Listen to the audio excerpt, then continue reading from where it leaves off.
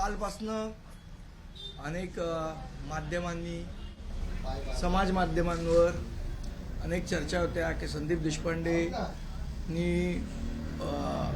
मनसे पक्ष सोडला. काहींनी तर अगदी अतिरंजित बातम्या दिल्या की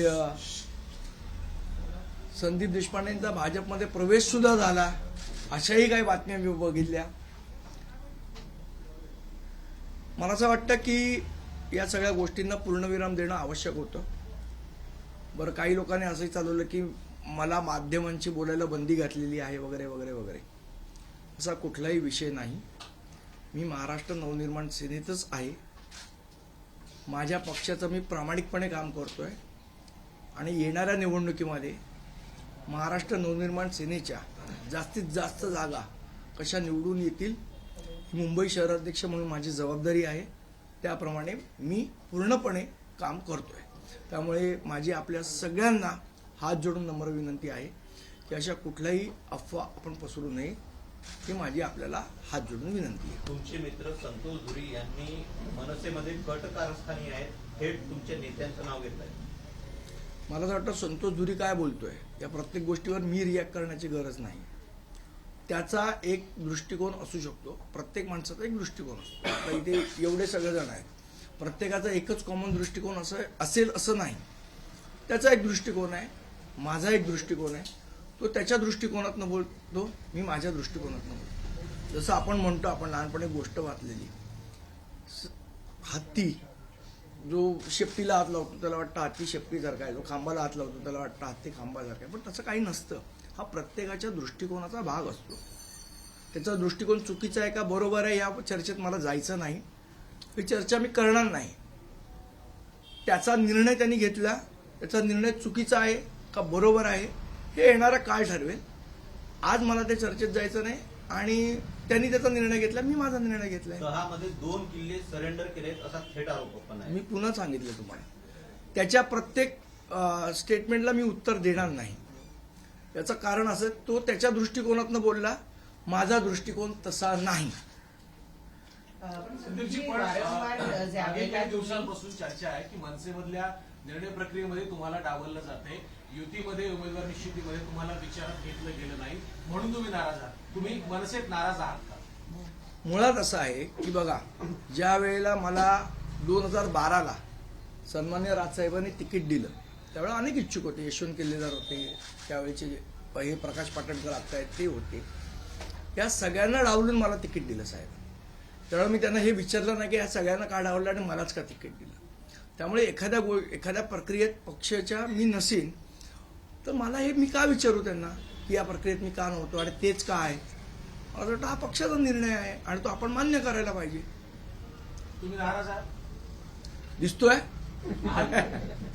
आपण म्हणजे संतोषजी जेव्हापासून बाहेर पडले सातत्याने ते जेव्हा त्यांच्यावर होणाऱ्या त्यांना ज्या काही त्रुटी आढळल्या त्या त्रुटीमध्ये त्यांनी स्वतःच्या बरोबरीनं तुमचं नाव घेतलेलं आहे सातत्यानं. तर त्यामुळे आणि आतापर्यंतच्या आंदोलनांमध्ये सगळ्याच गोष्टींमध्ये आम्ही तुम्हाला एकत्रित पाहिले, ती जय वीरूची जोडी म्हणून प्रसिद्ध आहे मनसेतली. असं असताना एक जण दुसरा निर्णय घेतो आणि तो सांगत असताना सातत्यानं तुमचं नाव घेतो. तर अशा वेळेला हा प्रश्न उपस्थित होणं स्वाभाविक आहे की पक्षांतर्गत कुरबुरीचे तुम्ही सुद्धा बळी पडतायत का? कारण संतोष जाण्यांच्या नंतर सुद्धा मनसेला सतत गळती लागलेलीच आहे. कारण वीरेन तांडेल गेले, तुमच्या कुर्ल्याच्या ज्या महिला विभाग अध्यक्ष आहेत त्यांनी काल 100 महिलांसह शिंदेमध्ये प्रवेश केला. पक्षात ही बंडाळी जी आहे, विशेषतः तिकीट वाटप झाल्यानंतर आता कोणाला चान्स नाहीये नव्यानं तिकीट मिळण्याचं. असं असताना ही बंडाळी उफाळून येत आहे. याला जबाबदार कोण आहे आणि याच्या संदर्भात चर्चा होत नाहीये का? मला असं वाटतं की बघा कसं असतं, युती म्हटल्यानंतर जे काय जागा वाटप होतं, ज्या काय चर्चा होत्या, 100% समाधानी हे कोणीच असत नाही, ना त्यांच्याकडचे ना आमच्याकडचे. तो प्रोसिजरचा भाग आहे, तो सगळ्यांनी ऍक्सेप्ट करायला पाहिजे. मे बी असं झालं असेल की आम्ही पहिल्यांदाच युती केली त्यामुळे आम्हाला या गोष्टीची सवय नाही. त्यामुळे कदाचित कार्यकर्त्यांचं मन थोडं विचलित होत असावं, पण आम्ही नक्की त्यांच्याशी चर्चा चालू आहे आमची आणि आम्ही चर्चा करतोय. एवढे पक्षप्रवेश होत आहेत म्हणजे भगदाड मनसेला पडतंय, तर एकंदरीत या विचारांचा किंवा या गोष्टींचा कुठं काही विचारमंथन होत नाहीये का? नाही, आम्ही त्यांच्याशी चर्चा करतोय ना. मी सांगितलं ना, आमची सातत्याने जे आम्हाला कळतंय की हे नाराज आहेत त्यांच्याशी आमची चर्चा चालू आहे, त्यांना समजवणं चालू आहे. काही लोक समजत आहेत, काही लोक नाही समजत आहेत, त्याला काय करणार. निर्णय प्रक्रियेत डावलण्याचा त्यांचा पण आरोप आहे. कोणाचा? इतर वीरेंद्र तांडेल असतील किंवा इतरांचा.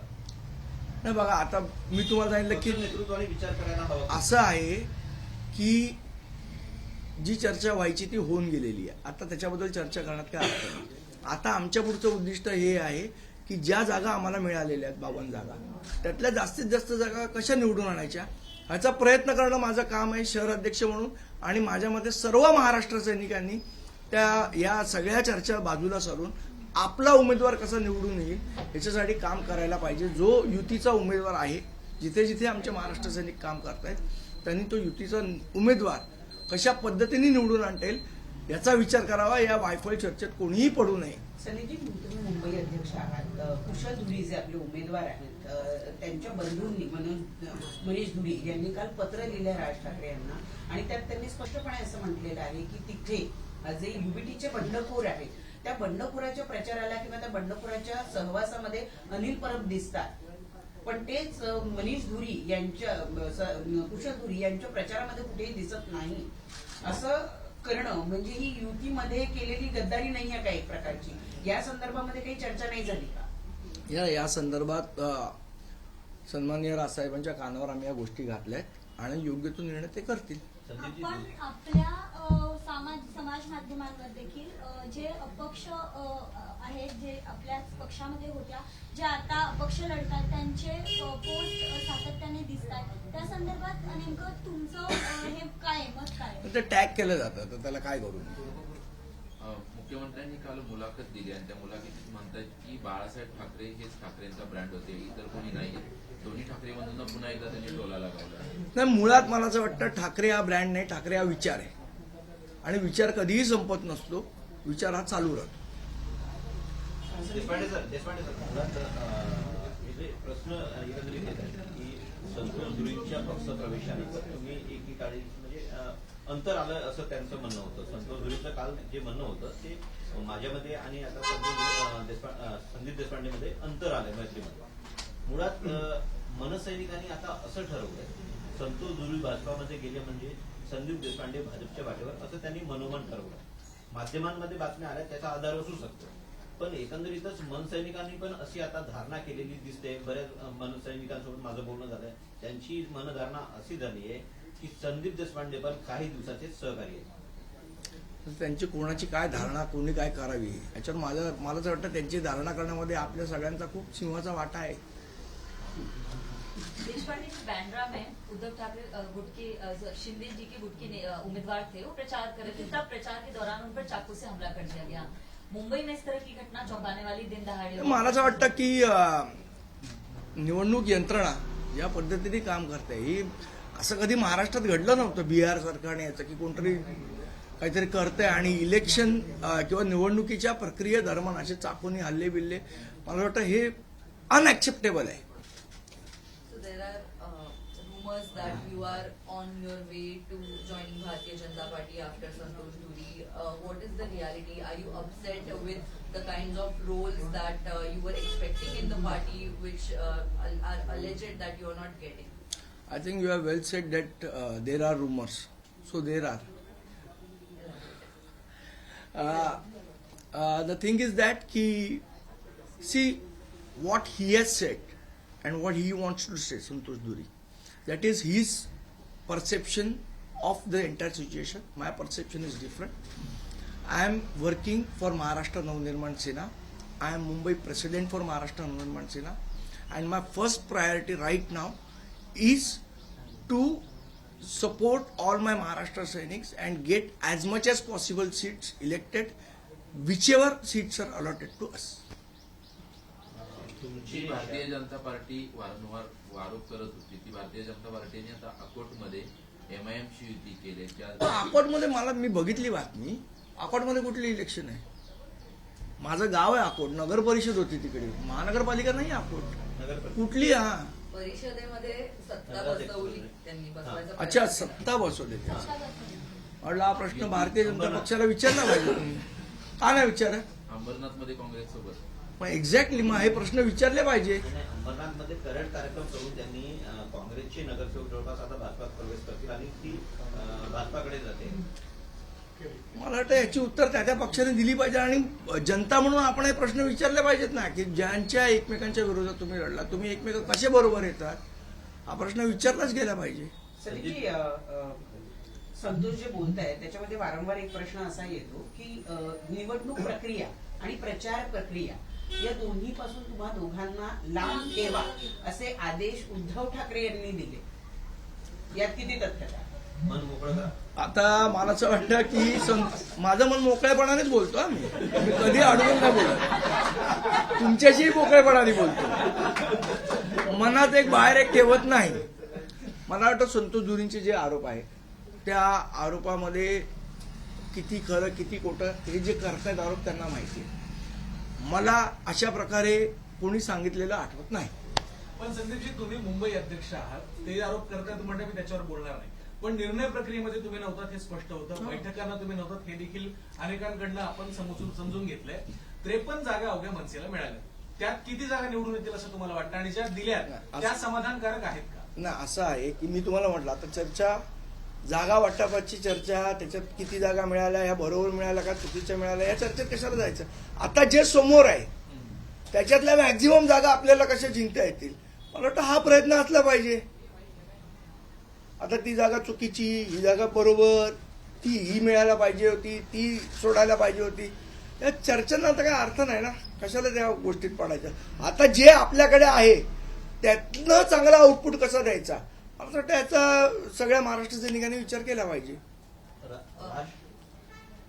नाही, एकूण आता जे सिच्युएशन आहे, अवघे 5-6 दिवस राहिलेले आहेत मतदानाला आणि त्यावेळेला या सगळ्या कुरबुरी पुढे येणं, रोज पक्षाला एकेका व्यक्तीची गळती लागणं, सातत्यानं जे नेतृत्व आत्ताच्या घडीला आहे राज ठाकरेंच्या आजूबाजूला त्यांच्यावर आरोप होणं, हा प्रत्येक निवडणुकीचा भाग असतो असं म्हणायचं का?